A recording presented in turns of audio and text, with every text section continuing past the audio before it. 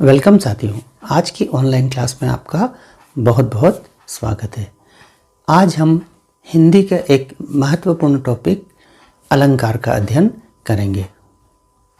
देखिए, अलंकार दो शब्दों से मिलकर बना है। पहला शब्द है अलम और दूसरा है कार।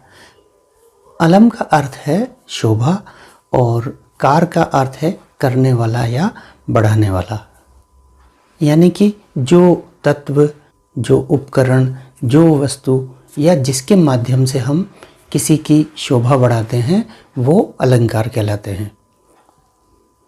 आभूषण भी एक तरह से अलंकार हैं क्योंकि वो हमारे शरीर की शोभा को बढ़ाते हैं। उसी तरह काव्य की शोभा बढ़ाने वाले तत्वों को भी अलंकार कहते हैं। आइए हम इसकी परिभाषा देखते हैं।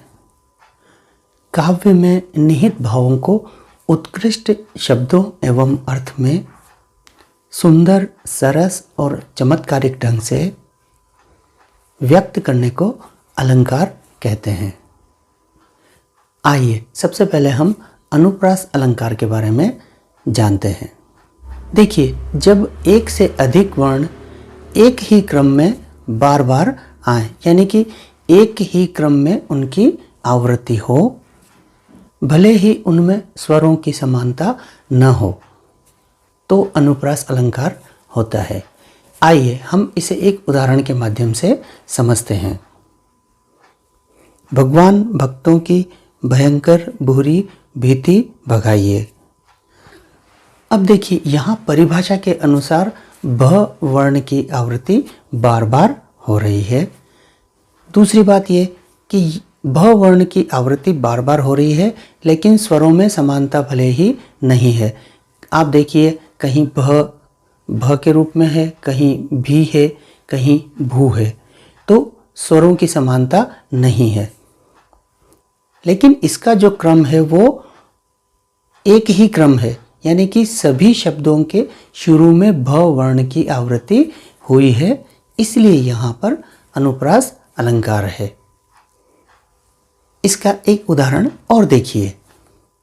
कागा काको धन हरे, कोयल काको दे, मीठा शब्द सुनाए के, जग अपनो करी ले। अब देखिए, यहाँ क वर्ण की आवृत्ति बार बार हुई है, स्वरों में असमानता है, लेकिन एक ही क्रम में है। यहाँ य वर्ण की आवृत्ति भी हुई है, इसलिए इसमें भी अनुप्रास अलंकार है। आइए अब हम बात करते हैं यमक अलंकार की। जहाँ कोई शब्द या शब्दांश बार बार आए, चाहे अर्थ में समानता हो या समानता नहीं हो, यानी कि उसका अर्थ अलग हो भी सकता है और अलग नहीं भी हो सकता है, वहाँ यमक अलंकार होता है। देखिए, आप ध्यान रखिए, अनुप्रास अलंकार में वर्ण की आवृत्ति हुई थी, यहाँ शब्द की आवृत्ति हो रही है और अर्थ समान भी हो सकता है और असमान भी हो सकता है। आइए इसका उदाहरण देखते हैं। गुनी गुनी सबके कहे, निगुनी गुनी न होत, सुनियो कहूँ तरु अरक ते, अरक समानु उधोत। यहाँ गुनी शब्द की आवृत्ति हुई है, परंतु अर्थ एक ही है। लेकिन अरक दो बार प्रयोग हुआ है, लेकिन एक बार उसका अर्थ आंकड़े के पौधे के लिए, अरक के पौधे के लिए, और दूसरी बार सूर्य के लिए प्रयोग हुआ है, इसलिए यहाँ पर यमक अलंकार है। इसका एक उदाहरण और देखिए। कनक कनकते सो गुनी, मादकता अधिकाय, या पाए बोराए जग, या खाए बोराए। अब आप यहाँ देखिए, कनक शब्द की आवृत्ति दो बार हुई है, लेकिन यहाँ पर कनक अलग अलग अर्थ में प्रयुक्त हुआ है। पहली बार कनक सोने या स्वर्ण के लिए और दूसरी बार धतूरे के लिए प्रयुक्त हुआ है।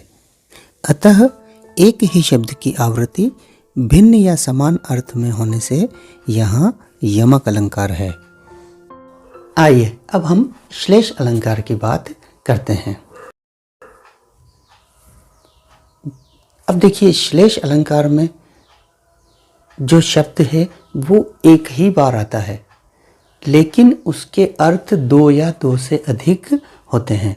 अनुप्रास अलंकार में हमने देखा था वर्ण की आवृत्ति होती है, उसका क्रम समान होता है और स्वरों में भिन्नता हो सकती है। यमक में हमने देखा था कि एक ही शब्द एक से अधिक बार आता है और उसके अर्थ समान भी हो सकते हैं और अलग भी हो सकते हैं। लेकिन यहाँ श्लेष अलंकार में एक ही शब्द एक ही बार आता है, लेकिन उसके अर्थ दो या दो से अधिक होते हैं। आइए देखिए इसको एक उदाहरण के माध्यम से समझते हैं। अब ये उदाहरण देखिए आप, पानी गए न उबरे मोती मानुष चून। यहाँ पर पानी का अर्थ मनुष्य, मोती और चूने के अर्थ में अलग अलग है। यहाँ पानी का अर्थ मनुष्य के संदर्भ में उसका सम्मान है, उसकी इज्जत है। मोती के अर्थ में उसकी चमक है और चूने के अर्थ में उसका अर्थ सामान्य है जो जल है। तो इस तरह से एक ही शब्द पानी, इसके तीन अर्थ निकल रहे हैं। तो यहाँ पर श्लेष अलंकार है। आशा है आपको ये वीडियो अच्छा लगा होगा। देखने के लिए बहुत बहुत धन्यवाद।